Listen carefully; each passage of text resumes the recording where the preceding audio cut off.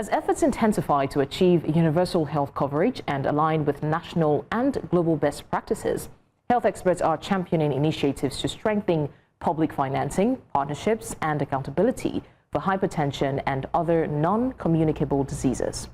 There are growing concerns over delays in implementing the 2025 health budget, preparations for the 2026 budget cycle, and the urgent need to increase the Basic Healthcare Provision Fund, BHCPF, from 1% to 2%.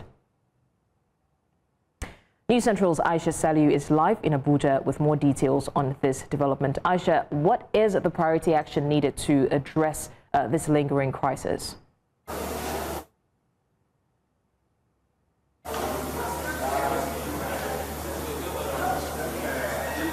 Thank you so much, Blessings. Well, Blessings, as you'd agree with me, Nigeria is one of the countries that hope to achieve, the universal health coverage. And in achieving universal health coverage, it's not just about the communicable diseases. There also has to be focus on non-communicable diseases, which has been a burden in the country. I mean, according to the WHO statistic, it says about 27 to 29% of all deaths in Nigeria are due to NCDs, premature immortality from age 30 to 70. From NCDs is estimated at 22%, and this is why there is a need for more calls. As calls keep growing, that there should be more focus and financing towards NCDs. And I also need to mention that out of the national health budget, 6% of it has been allocated to cater to NCDs. But experts are saying that there is lack of commitment and also the implementation of this part of the budget to see that NCDs, the focus on it is stronger and we can reduce the burden of this disease. But I have with me here Dr. Iwat, who would be speaking more on the burden of NCDs and its financing challenge in Nigeria. Thank you so much, Dr. Iwat.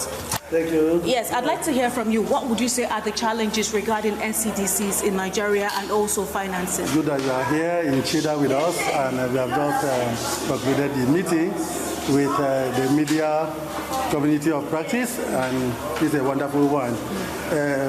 What is prompting us to do this is the timing. Tomorrow we are having the observation of international universal health coverage there, and then we are also having the existing policy on non-communicable diseases in Nigeria that is lapsing this year for review and possibly having a new one that will be informed by the patients, that you have seen them here. So cancer survivor, you've seen hypertensive patients coming from the communities to contribute to this. So we are forming this community to get their voices heard when the next policy is to be done.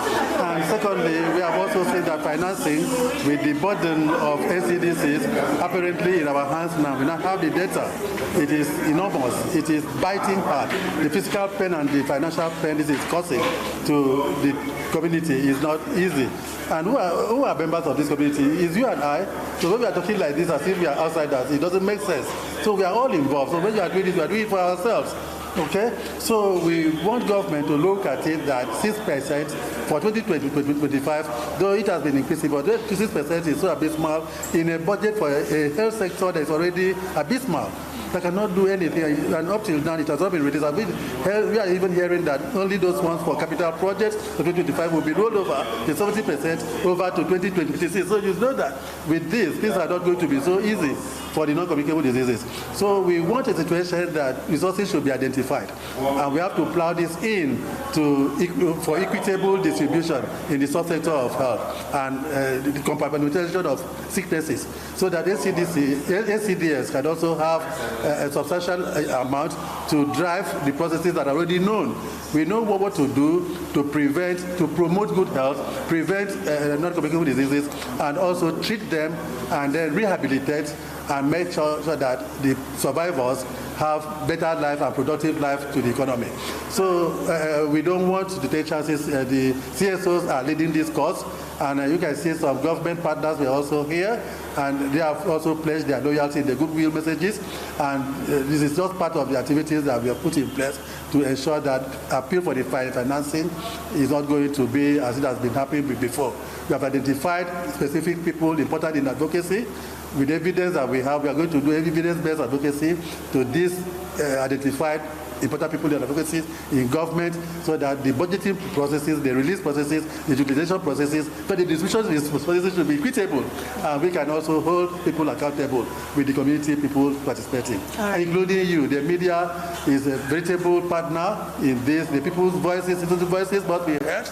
And you here is a very important partner. Thank you so much, Doctor. Yes, thank you so much. Well, blessings, you have heard from Dr. Iwat here, and the conversation is still ongoing around, budgeting, release of funds for non-communicable diseases, especially as it takes so much toll on households for those who have non-communicable diseases. All right, Aishat, Salihu there with the update on the plans to fund non-communicable disease treatment here in Nigeria.